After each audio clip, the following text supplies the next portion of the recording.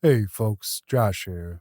This week I'm bringing you the trailer for 5 GMs in a Trench Coat, a charming podcast with 5 skilled storytellers swapping GMing duties throughout a campaign, with a different system each season. This first season they're running the Fate system, but they also have and will run mini-series in other systems as well. If you like charming interaction and a real table feel, you'll love everything that Tanner, Tanlin, Jesse, Adam, and Kim bring to the table with them. I highly recommend this show. I would suggest that you check it out after this episode. Hello everyone and welcome to 5 GMs in a Trench Coat. Excuse me? Yeah? What's that? You want to know what 5 GMs in a Trench Coat is? Let's tell you. It's the adhesive that keeps the fragile pieces of my sanity together. Well, okay, Jesse, what it actually is a narrative-driven TTRPG actual play where 5 friends take turns weaving stories through the tabletop game of their choice. Of their choice? Each season?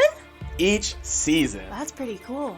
I disagree. Oh. I feel it's the adhesive. So, like, you guys aren't all in a trench coat? No, we're definitely in a trench coat. How does that work? Get her. Before I'm caught, you can check out 5 GMs in a Trench Coat just about anywhere you get your podcasts, or you can check out our website at 5GMsInATrenchCoat.com.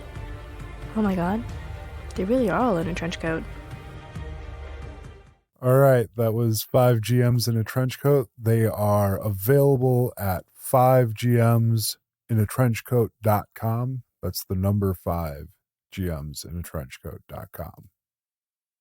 And now, what's in the Rift? Previously on What's in the Rift.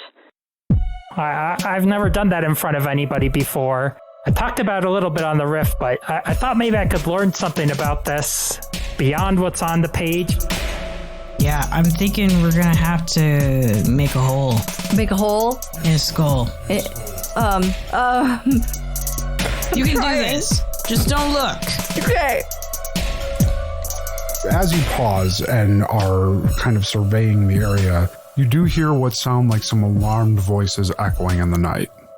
Do you hear that? I do hear that. What do you think is happening? Well, we could not figure it out and get in this car and not worry about those alarming noises over there. You just want to leave screaming people screaming and steal a car?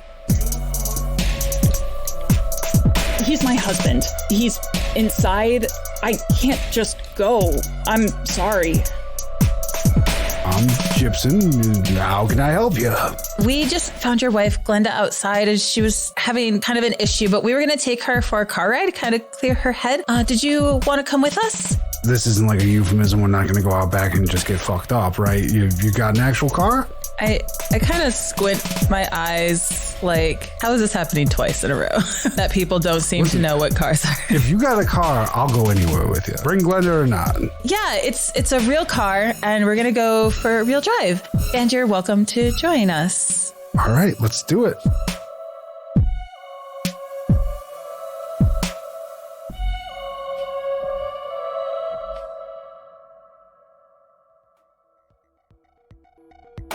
What's in the Rift is intended for mature audiences. This show includes death, drug use, criminal activity, and a consistent undercurrent of existential dread. Any children discovered listening to this show will get the hammer.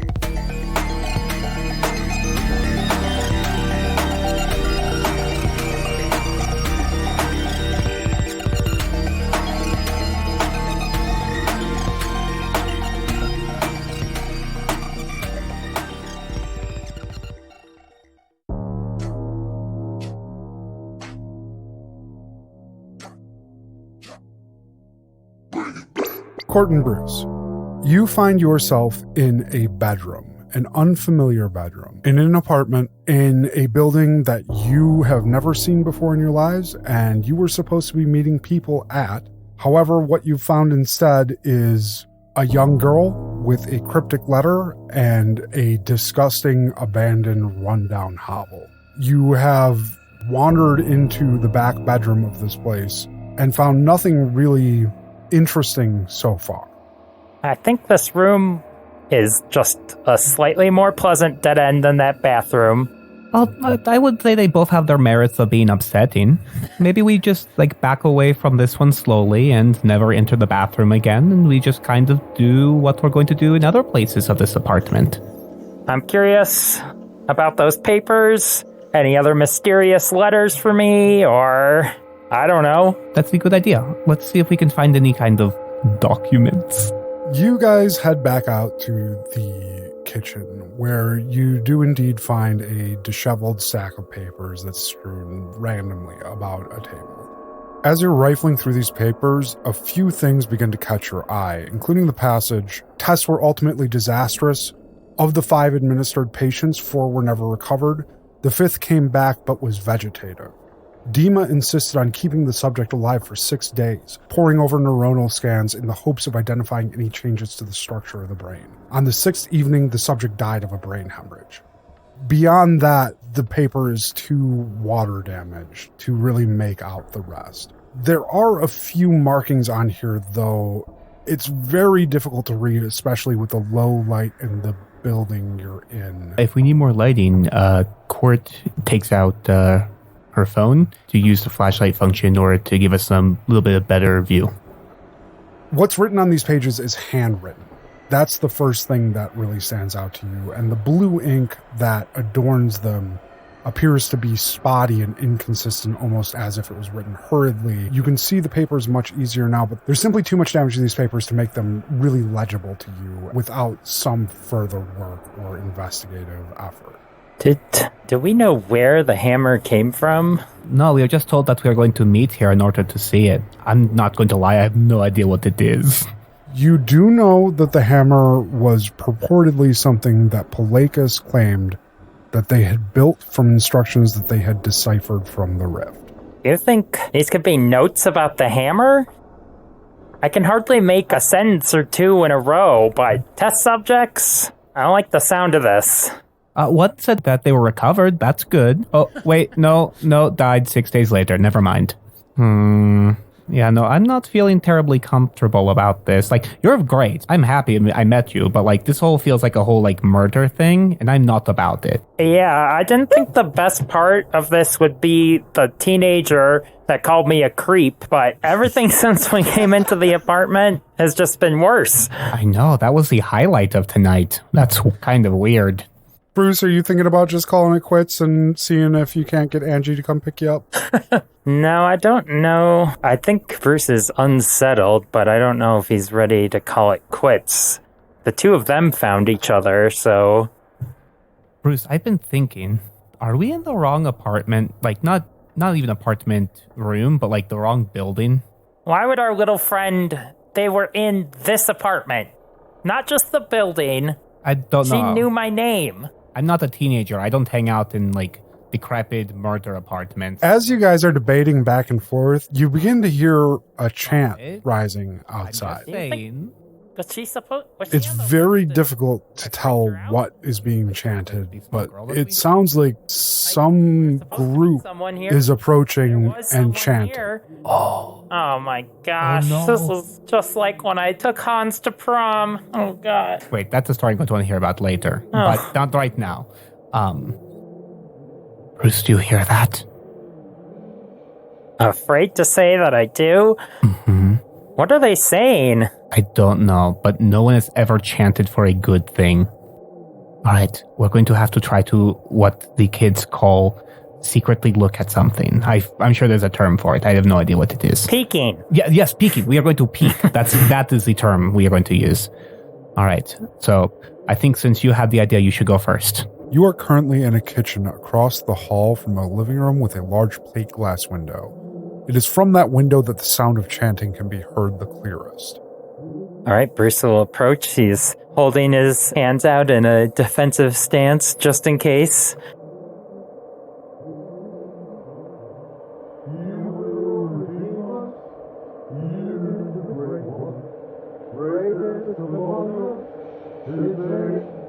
As you look down the street, you see a whole phalanx of brown-robed individuals carrying various instruments and lighted objects, I guess you could call them torches.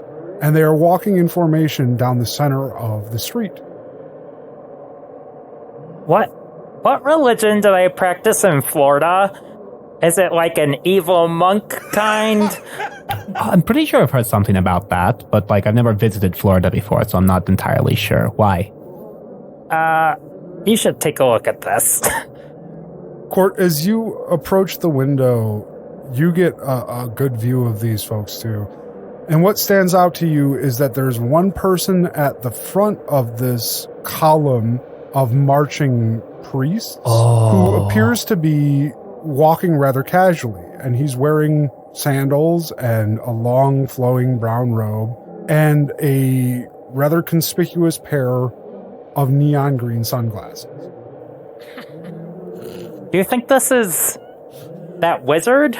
It could be. That person definitely looks like a wizard. That's what I was saying. Okay, so I think we have it narrowed down to maybe 3 ideas. So it's either a wizard, evil monk, evil monk cult. That's one, and the last one is the world's slowest mob, and they're chasing that man.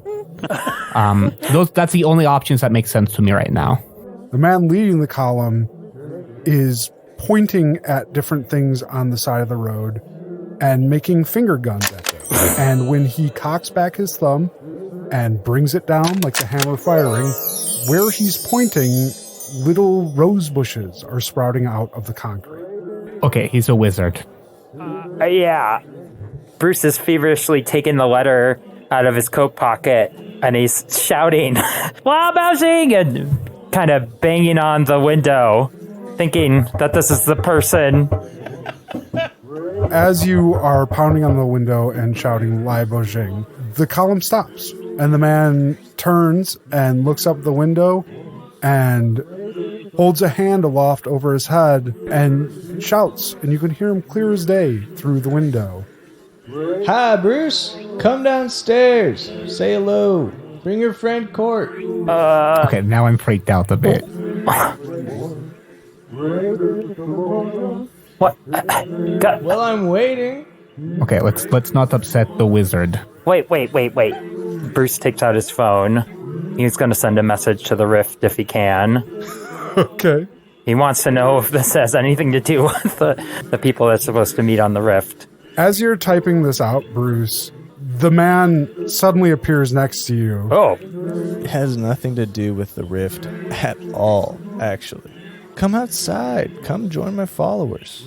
I promise, we mean you no harm. I'll explain everything. Look, I'm here to help, and I want to be your friend. I'm hoping you want to be my friend, too. He reaches out and places his hands on both of your shoulders. No time for stares. And before you know what's happening, you are both out in the middle of the street. Fresh air. Come. We have so much to do. I knew that I should have grabbed those papers. I was going to. Damn it. I need to go to bed right now. He will redeem us. He is the Great One. Greatest among us. His name is Gypsum. Toska and Jenny, you are in a car. Yes, we are. On the streets of Florida. And Toska, this is your first time driving. And I'm killing it. I no doubt about it, man. Sitting in your passenger seat is Gypsum, a man that you know. How do you know Gypsum, Toska? Just from down the way. You know, it's a random native you run into every once in a while. Gypsum from down the way and his wife, Glenda. Right. I did not know he had a wife. According to Gypsum, he has several. Gypsum sitting in the front seat, milk crate leg and all. In the back is Gypsum's most recent and possibly least favorite wife, and Jenny. Gypsum leans back a little bit, puts his hands behind his head, and kicks his good leg up over his milk crate leg, and looks over at you, Toska, and says, yeah, this is the life, buddy. I don't know where you got this thing, but I have to say, we are starting to come up in the world. You and me. Right. It was just sitting there, man. I don't know. Like, it wasn't there, then it was there. And, I mean, when you see a car, you drive it, right? Well, sure. I mean, I don't know if I've ever seen one in working condition that didn't have somebody actively guarding it. But or like a gun on top. I know, it's crazy. Do you have any ideas on where we could be going right now, Gypsum? There's some pretty weird shit happening, and we should like maybe get to the bottom of that. Oh, you mean all the weirdness, people screaming, right? And, there's shit moving around, like worlds colliding, etc. Right? Sure, whatever you want to call it. Here's what I'm thinking, Toska, if I'm going to be honest with you. Let's do it. When crazy shit happens, that's probably the best time for robbing. Yeah. If there's one thing that I know, this is a town ripe for a good robbing. Jenny? Absolutely not. Jenny, how are you feeling about robbing? Absolutely not. Gypsum. Jenny does not want to rob. Aw, Jenny. We really should go find our friends. What are you doing hanging out with a wet blanket, Toska? No, man, she helped. She just doesn't understand how things are here. Like, there's no cops or anything. And something's only wrong if it's illegal, and there can't be anything illegal if there's not cops. So, robbing is cool. That's right. Robbing is cool. You should listen to your friend. We should go find our other friends. Okay. All right. Here's the deal, Gypsum. We were supposed to be meeting. I think it's 4 other people. I don't really know because I'm not as involved as I'm supposed to be. But like, we were supposed to meet them. I got this thing. Everybody said they were there, but they were in different places. And now we need to locate those people. So you got any ideas on how we could do that? And then we can rob. Locate and rob these people? We're not going to rob them unless they look robbable. Well, I guess when I need to locate people, I start asking around. Usually, most people on the street have seen somebody who may know somebody who knows something. But here's the problem. We don't know what any of these people look or sound like. Well, fuck, Toska. How you know if you haven't met them already then? That's what I'm saying. That's an excellent point. Jenny, how do we know if we haven't met them yet? Well, we were going to meet them back at that house, remember? Right, but... Perhaps we drive to the house. But we're driving away. Have you considered you could rob the house? Jenny says we go back and rob the house, and maybe 2 birds with 1 stone, rob and find friends simultaneously. I guess count me in. Do we have any robbing implements, though, Gypsum? Let's see. Gypsum starts fumbling around and seemingly out of nowhere produces a satchel. He pulls it up and there's an audible like jingle. Robin satchel. He opens it, he loosens the drawstring and begins digging inside. And you can hear the clink of metal on metal and the rustle of papers, odd ratcheting sounds as things tumble. And he looks up at you and says, I think I got enough, probably for at least some light robbing. All right, let's ride. All right, let's do this shit. We're going to turn around and head back to the apartment building. So where is this place? Back where we came from. It's like 2 blocks before we found you. Like by your place? No, it's where I was staying. Yes, that place. But it's different now, man. It's not the same. Wait, are we going to rob your place? How does that work? It's a different place now. Okay. You're going to have to show me what you mean, Tom. I'll show you what I mean. Okay. All right. Let's just head back. And can you crank this shit, by the way? I have not heard music this good in some time. I know this shit is dope. I didn't even know music like this really existed, but apparently Jenny says it's just music, like whatever. Oh, yeah. Miss La-di-da back here. I don't rob people. I have music that plays from things. Is she a tourist by chance? Are you? A tourist? What do you mean by tourist? Like, do you live outside of Florida? Yes. Didn't we all fly in from outside of Florida? Toska. Airplanes to Florida? Yeah. I mean, she just said she flew here. How else would I have gotten here? The pilgrimage like everybody else does. Oh, a what? Once you get to the border, it's all buses and armored cars and all the other random bullshit that you people do to get down here, right? Yeah. I've never seen any of that. I have no idea what you guys are talking about. So, okay, Tourists? Hold on. Armored cars? Yes. Well, okay. Did you just watch, like, an apocalypse movie or something? We live in an apocalypse movie. Watch a movie. We don't have a way to watch movies. You see any theaters around here? What do you mean you don't have a way to watch movies? You just can't watch them on like Netflix or something? I'm pretty sure there hasn't been a television channel that made it to airwaves or whatever, however shit works. Nope. Not made. Nobody watches cable anymore. But like streaming it online. Online, huh? Online. There's a computer that my cousin has. Is that the guy that has all the South Korean soap operas? Yeah. That same guy. I fucking hate that guy, man. What is it? It's at least a bottle of booze for half an hour. And I have no idea how to speak Korean. Zero idea. So there's a computer, and I can call up good old Soapstone if you want to talk to him. Soapstone. Well, yeah, my cousin Soapstone. Oh, Soapstone. Why is he called Soapstone? We listen, our family has a theme, if you haven't been able to tell. I look over at Glenda. I look at her with like, help please, question mark. Glenda is still clutching her head, but catches the edge of your gaze. She just kind of shakes her head a little bit, shrugs. Is it the kind of head shake as in like, ignore them, they're dumb kind of a head shake, or like, you're crazy kind of a head shake? More like the, I don't know what you're hoping to accomplish with this line of questioning. Like, this is who they are. So, Jenny, what is Florida like for you? Well, it's sunny. You can go there like during spring break and go to the beach. Spring break. Yeah. Don't tell me you guys don't have spring break either. Do you have summer break? Jenny, all this shit you're saying makes no sense and it's not real. Nothing that you're saying makes sense. You have one computer, he charges... For South Korean soap operas. That's nuts. Netflix is like $10 a month to watch whatever you want. Gypsum, you ever heard of Netflix before? You keep saying that word, like, what kind of net are you flicking? Well, I mean, it doesn't have to be Netflix. There's Hulu. You can watch Amazon Prime. Hulu.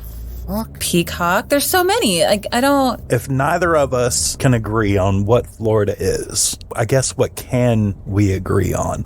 Like, where are you from? Indiana. Indiana. Gypsum, you ever heard of Indiana? Indiana, yeah, that sounds familiar. Okay, and what's it like in Indiana, Jenny?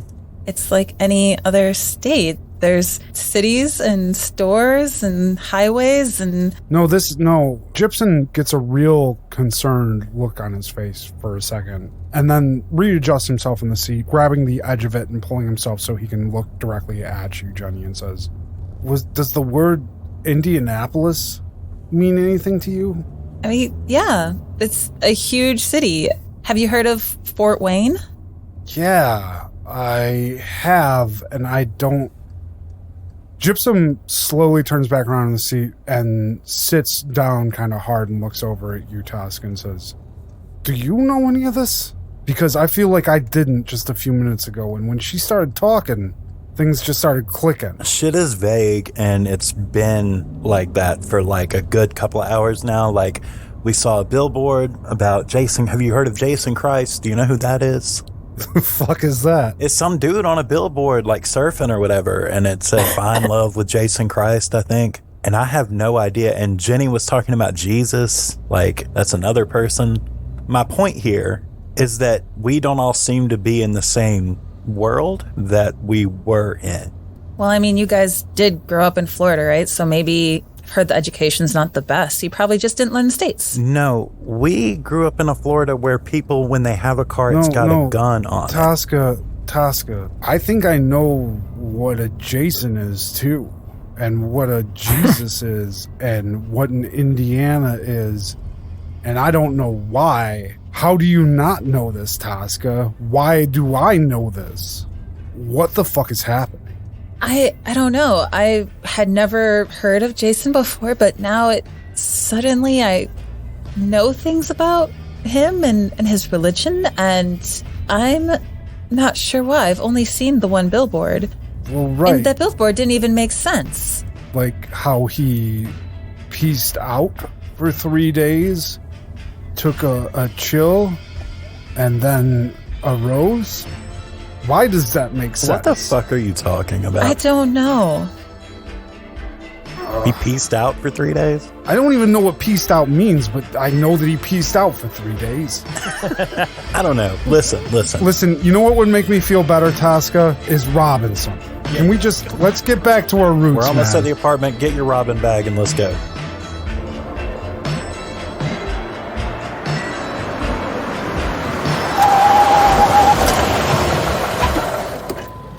Jenny, can we at least agree that shit is weird enough that robbing doesn't matter? I mean, I don't know that it doesn't matter. And honestly, if we're not in a normal world, I might be careful. It might be more dangerous than you're used to. Listen, you two can talk all day. I'm going. And Gypsum gets out of the car, and he somehow has a wrench over his head that he is waving wildly. Yeah, he does. It's B&E time, bitches! And Gypsum smashes a window on the front of the building. Fuck yeah, he did. I look back at Glenda. Is she getting out of the car? Glenda is still head buried between her knees, moaning softly. I'm going to stay here with Glenda just to make sure nothing happens to her. What? And to guard the car. We don't want someone else to steal the car, right? Oh my God, Gypsum. By this time, Gypsum is half hoisted over the sill of a window, and you just see his leg and his milk crates flailing up in the air as he disappears inside. You good, buddy? Oh, we're all great over here, Toska! I'm coming in. Let's go. Fuck yeah, bitches! Jenny, as soon as they're out of earshot, Glenda sets up, looks over at you, and says, Whatever is happening, you're like him, aren't you? Like who? Like Gypsum. I don't think I'm anything like him. How do you mean? This hurts. This hurts for me, and I know Toska's not saying it, but it hurts for him too. You're talking about the voices still. She puts both hands to her head, and it looks like she's squeezing her head, and she says, Oh, it's not voices. I don't know how to describe it. What do you mean? Forgive me if this is rude, but do you have, like, a personality disorder, by chance? What is a personality disorder? There's several different kinds, but generically speaking, having different personalities of yourself. No. This... I don't know. Everything that she says seems to bring her more pain. After a moment of this writhing, she looks you dead in the eye and says, I have the memories of someone who had a 6-year-old daughter who died of something called leukemia, and I don't know what to do about this. I don't know what I can do about it, because I don't have a daughter, and I don't even fucking know what leukemia is. I didn't even have this memory this morning. But it hurts. It hurts when I think about her. Whatever this thing is in my head, all it can do is fucking think about her. She leans forward and then slams the side of her head with as much force as she can muster against the car window. And when the window fails to break, she does it again. I'm going to, as she lurches for the second one, try to grab her shoulders to prevent her. Okay, this is going to be a contested roll. Okay. Okay. Her result is a 7. Okay. My dice pool, I will use Witness to the Weird because she's seemingly losing her mind for whatever reason we don't know yet, which is certainly weird. And then I would like to use my relationship with Toska because I'm trying to save his apparently good friend's wife, quote unquote. Okay. I don't know if this will fly, but I'd like to use healer because I'm trying, we would call it preventative healing, by stopping her from creating a concussion that I would then have to heal. I think that I can allow that just because it's more about the general sense of preservation that comes with the healer specialty. Okay. And then I think that's my 3. Okay. Yep. All right. Well, let's see what we get. 5, 5, and it rolled off the table. 3. So that would be 10 total. You do manage to beat the 7 that she rolled. Because this is a contest, she could choose to try and fight through your grasp, and given everything else that's going on, she's going to now try to beat your 10. So this is her continuing the contest. Okay. That is a 6 on the D8, a 6 on the D6, and a 2, which means that she rolled a 12, which means that she does manage to break free from your initial grasp. You're welcome to try to beat her 12, or you can give up and dictate the terms on how you give up. But she will, if you give up, manage to crack her head on the window. So I will give up. Okay. As I'm trying to pull her and I realize I'm losing grip on her shoulders, I'm going to slide my hand in between her head and the window. So she'll still hit, but she doesn't hit the glass. She'll hit my hand. Okay, I'm going to let you know now, by doing that, you're going to gain a D6 complication as a minor injury. But you will prevent her getting the major complication that she would get instead, and she'll also only have a D6 complication, all right? That was the goal. So here's how this plays out. As Glenda leans forward, attempting to send her head careening back into the window yet again, you first grab her by the front of the shirt, but she grabs your wrist and yanks it down and uses that momentum to throw herself back. But at the last second, you lunge forward and you get your hand on the back of her head. Unfortunately, her head crashes hard in that window again. The blow is softened by the flesh of your fingers, and you feel that crack on your ring finger. And though you feel like you've prevented the worst of the damage to Glenda, she definitely has imparted her own damage on you. As she knocks my hand, I will wince because that fucking hurts. And I'm going to try and cup her head in my hands and just sort of like hold her face and like, Glenda, it's gonna be okay. I don't know what is happening, but it's happening to a lot of people, it seems like. So we're gonna figure it out. It's gonna be okay. Just bear with me for a little bit. You're trying to stop her from this course of action she's chosen. So this will also be a rule. Like, you're not necessarily physically restraining her here, but you are trying to convince her not to continue hurting herself. So go ahead and give me a dice pool for that. Because it's more or less the same situation. So honestly, probably be the same. All right. And I roll first? You do roll first because you're trying to impart your will on her. 6, 3, 2, so 9. Okay. She's going to roll again from the NPC pool. Oh, okay. That is a 5, a 4, and a 2. So you guys have tied on this. Ties do go to the acting character, which means that you've succeeded on this roll. Glenda's going to give up on that, in that her heart's just not in it. She's not trying to do this because she actively wants to kill herself. She just wants whatever is going on with her to stop, and she's not so in love with life that taking her own is out of the question. She looks up at you, Jenny, and you can tell she's dazed. I don't know why this is happening to me, but you gotta help me make it stop. You promise me that you'll help me make it stop. I can promise you that we'll try. Thank you.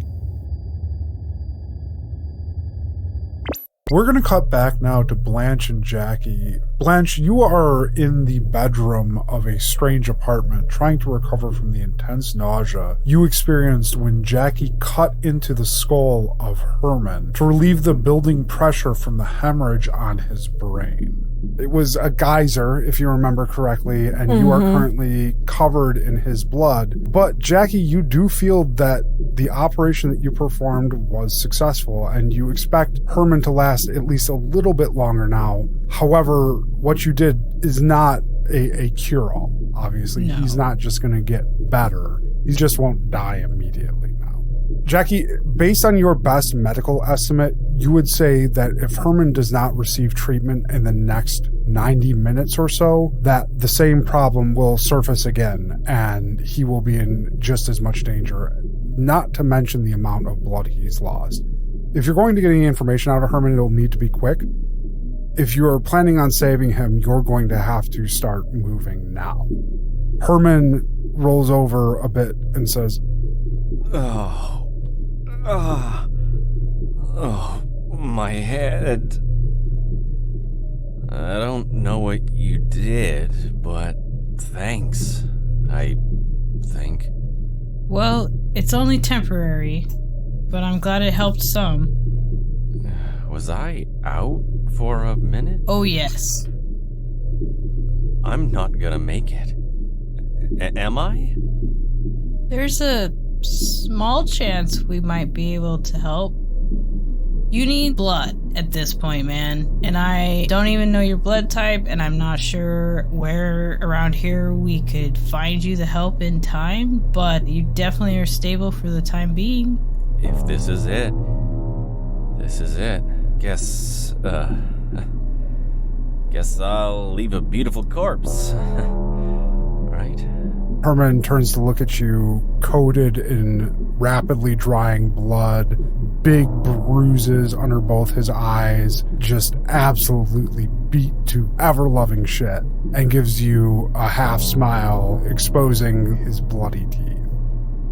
Blanche, you show up in the door just in time to see Herman, after his line about being a beautiful corpse, turning to crack like this absolutely wretched smile at Jackie. And from your perspective, you just see the back of his head where he has sprouted like a rooster tail's worth of blood down the back of his shirt. I guess you probably want some information. Yeah, you had some stuff you wanted to tell us? Yeah, I got these things in my head. Fire away if you got questions. I'll do my best to answer. You just keep saying you have all this stuff in your head. What is all this stuff? It's not an accident that you're here, but it's not supposed to happen. This thing in my head, it says that somebody's trying to force this. Somebody's trying to make it happen. Somebody's trying to make you here, and I have to guess they were more successful than they planned on being, because there's more than just you here. And I think that's why I didn't see Doc McCloud either. And he reaches up and grabs his head Doc and McCloud. then curses under his breath and says, You're important somehow to making whatever happened here happen. Oh, fuck. Take it easy. Take it easy. No. It's telling me that's wrong. It's not you specifically that's important. It's people like you. Oh, fuck. Hey, let's be gentle with ourselves. I did just put a hole in your head. I'm sorry. I'm sorry. I'm trying. Oh, it's not easy. I don't know what's going on here, but it is not easy. Can you make any sense of that? No, but Jason works in mysterious ways, and all will be revealed in due time, I'm sure. Johnson, what? What? You know, Jason, our Lord and Savior. What? Do you guys not go to church? Are you guys Taoists? I can't be seen with Taoists. Don't go to church, but I don't know who this Jason Christ is. Herman looks over at you, Jackie, and kind of gives you a look. Then looks back at you, Blanche, and says, Listen, I thought that I was the one with the head injury here. Are you okay? I'm fine. Is this like a rebellion thing? Are you guys questioners? Like, you don't believe Jason's relevant anymore? Are you one of those people? Because no. I know I may have given that impression on the Rift, but in everyday life, Jason is my jam. So, Jackie, Blanche had mentioned Jason in passing previously on the Rift in your messages, but you hadn't caught that because you were actively standing just outside of her car at that moment, unbeknownst to you. As far as this goes, though, Herman is very confused, but as you start talking more, something seems to click in his eyes, and he says, did you say something about churches? Yeah, the Church of Jason Christ. it is Jason who arms me with my strength and keeps my way secure. With him, all things are possible. Something about... It's like the most popular Bible verse. Like, everybody knows that one. Jared, 12:12, Sunday School 101. Lady, you are absolutely fucking insane. But I like you. Hey, I may be short, but I'm not insane. No. There's something you said, though. I just... I can't put my finger on what it was. It's all connected somehow.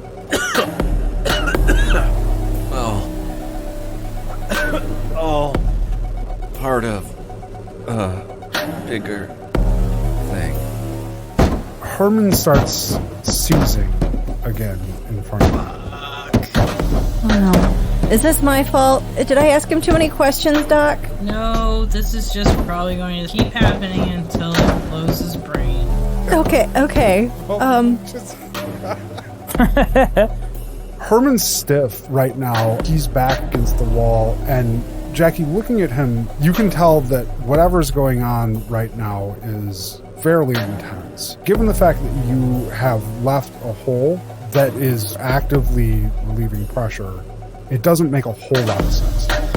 I would like to move him off the wall so he doesn't hurt himself, move him away from any things he can bang into, and then also see if I can figure out why he would be seizing and stiff like this, because it doesn't seem to be part of the brain bleed. This will be a test. Okay. I've rolled a 7 on this test. You'll need to beat that. And this is specifically to figure out what is going on here beyond what would make medical sense to you at the moment. Okay. Would using my against the odd survivor work for that? It would. 8. And then... Hey, Blanche, can you help me hold him while I figure out what's going on? Okay. Just make sure he doesn't bang into anything. So I'm going to use a 6 for my relationship with Blanche. And then 6 for my medical bag. And then a 12 for healer. Okay. 19. How would you... A 19? Is that like a 7 and a 12? Yes. Okay. I do have a 1 as well. Oh, all right. Well, this is a test, and generally in a test like this, we're not going to be introducing a hitch. But in this case, we are. So, with a 19, you are 12 over the roll of 7. That was the difficulty rating for this, which means that you have a heroic success. That heroic success will give you an asset or mitigate this forthcoming complication from your hitch. Or if you have a proposal for that you would prefer to see happen, you can always offer that as well. That means that you are able to identify what is going on with Herman at this moment.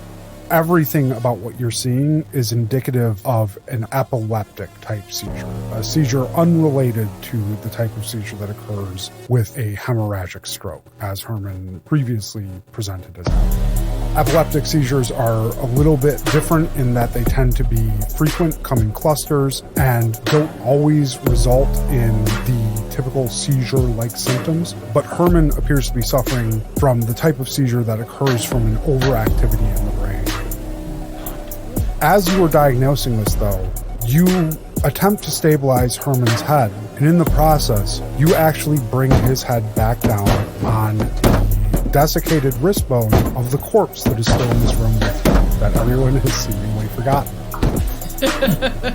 As it comes down on that, it actually worsens the hole in the back of Herman's head, and now he has an active bleed on his head. Meaning that the duration that Herman has still alive, awake, conscious, has all been reduced. All right. Now, what do you want to do with that heroic success? You can grant yourself an asset, you can mitigate the hitch that's going to come, or you can do a third thing that you propose yourself. I would like to staunch the bleed. Okay. You manage to catch the damage as it happens. With a bit of quick thinking, you grab some gauze from your Gladstone bag and you press it firmly against the open wound in the back of his head. Is there somewhere around here that we could find medical help? Jackie, can we get him out to my car? Yeah. Is it okay to move him? We have to take him somewhere. Okay, how do we get him out there? Do we need one of those body carrying slings or Think you could lift one of those into that? Hey, I may be small, but I'm pretty strong, okay? Okay. Looking at Herman, he is a gaunt man as well. He's no more than 5'6", 5'7" maybe, and looks like he's maybe 135 pounds. Yeah, and besides, you're lifting the other half of it, so, you know, like, I only gotta lift half his weight. That's easy. Jackie, it also would be very familiar to you on how to construct a litter that can be dragged as opposed to being carried. Yeah, let's put something together, and we might not need to have you carry. We could probably just both of us drag it. You say that, and Herman starts to stare vacant again, exhibiting the telltale signs of a minor epileptic episode. Fuck again. Alright, I think we're gonna rush this. Clock's a ticking. So you guys have made the decision to take Herman off-site to a second location, something you should never do with somebody that's and now you are doing your best to save him. We will rejoin you in that effort next time on What's in the Rift.